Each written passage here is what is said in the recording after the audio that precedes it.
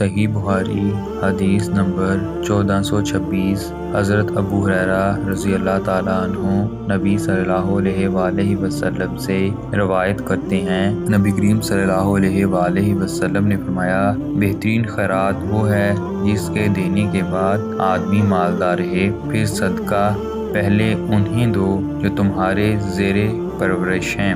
صحیح بخاری حدیث نمبر 1434 حضرت اسماء بنت ابی بکر رضی اللہ تعالیٰ عنہا سے روایت ہے کہ آپ صلی اللہ علیہ وآلہ وسلم نے فرمایا کہ مال کو تھیلی میں بند کر کے نہ رکھنا، ورنہ اللہ پاک بھی تمہارے لیے اپنے خزانے میں بندش لگا دے گا۔ جہاں تک ہو سکے لوگوں میں خیرات تقسیم کرو۔ صحیح بخاری حدیث نمبر 1433 حضرت اسماء رضی اللہ تعالیٰ عنہا سے روایت ہے کہ نبی کریم صلی اللہ علیہ وآلہ وسلم نے فرمایا کہ خیرات کو مت روکو ورنہ تمہارا رزق بھی روک دیا جائے گا۔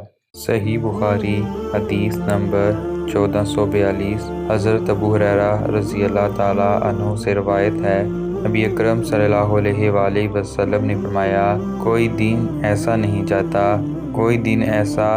جاتا کہ جب بندے صبح کو اٹھتے ہیں دو فرشتے آسمان سے نہ اترتے ہوں۔ ایک فرشتہ تو یہ کہتا ہے کہ اے اللہ خرچ کرنے والے کو اس کا بدلہ دے، اور دوسرا کہتا ہے کہ اے اللہ اور بخیل کے مال کو طلب کر دے۔ صحیح بخاری حدیث نمبر 1443 حضرت ابو ہریرہ رضی اللہ تعالیٰ عنہ روایت کرتے ہیں، رسول اللہ صلی اللہ علیہ وآلہ وسلم کو فرماتے ہوئے سنا کہ بخل اور خرچ کرنے والے کی مثال ان دو آدمیوں کی طرح ہے جو لوہے کے دو کرتے چھاتیوں سے ہنسلیوں تک پہنے ہوئے ہیں۔ جو شخص خرچ کرنے والا ہے، اس کے خرچ کرتے ہی وہ کرتا پھیل جاتا ہے یا اس کے سارے جسم پر چھا جاتا ہے، یہاں تک کہ اس کی انگلیاں چھپ جاتی ہیں اور اس کے نشانے قدم مٹ جاتے ہیں۔ اور بخیل جب ارادہ کرتا ہے کہ کچھ خرچ کرے تو اس کا ہر حلقہ اپنی جگہ پر چمٹ جاتا ہے، وہ اسے کشادہ کرتا ہے لیکن وہ کشادہ نہیں ہوتا۔ صحیح بخاری حدیث نمبر 1465 حضرت ابو سعید خدری رضی اللہ تعالیٰ عنہ سے روایت ہے، نبی کریم صلی اللہ علیہ وآلہ وسلم ایک دن منبر پر تشریف فرما ہوئے، ہم بھی آپ کے ارد گرد بیٹھ گئے۔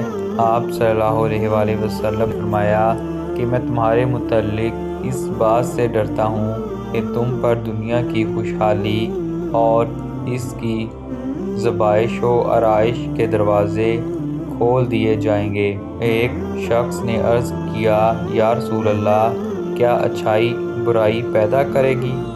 اس پر نبی کریم صلی اللہ علیہ وآلہ وسلم خاموش ہو گئے۔